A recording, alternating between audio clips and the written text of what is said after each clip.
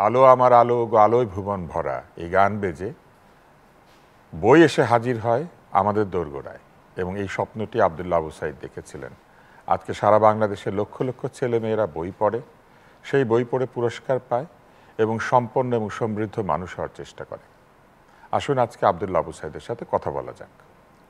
আব্দুল্লাহ আবু সাঈদ, নানান বিষয়ে আপনার আগ্রহ, এই বইয়ের বিষয়ে আগ্রহটা কিভাবে তৈরি হয়েছিল? সেটি কি বই পড়তে পড়তে নাকি পড়াতে পড়াতে?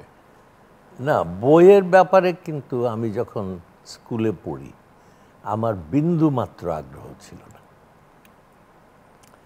আমি আগ্রহী ছিলাম জিমনেশিয়ামে, কেমন, এবং সেই রিংয়ের উপরে আমি 30 রকম ফিগার করতে পারতাম। আমি সুইমিংয়ে আগ্রহী ছিলাম, আমি ক্রিকেটে আগ্রহী ছিলাম, আমি ব্যাডমিন্টনে খুবই ভালো ছিলাম এবং এইটাই আমার জীবন ছিল।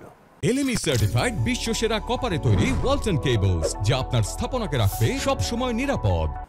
আমার যে জীবন অন্য কোনো দিকে কোনো সময়ে মোড় নেবে এই কথা আমার কখনো মনেও হয় নাই, কেমন। এবং এইভাবে প্রায় ক্লাস 9 পর্যন্ত গেল। পড়তাম না যে একেবারে তা না। আমাদের পাড়ায় একটা লাইব্রেরি ছিল ছোট্ট, এবং সেই লাইব্রেরিতে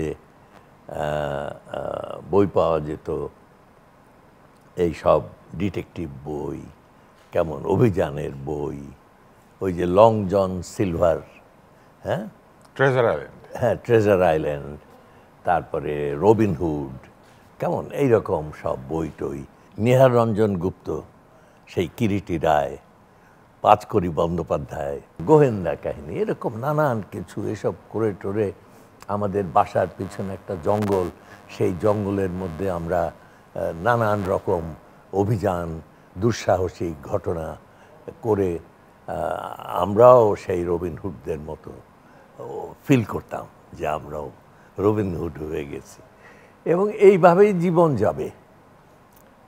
এইটাই ছিল আমার স্বপ্ন।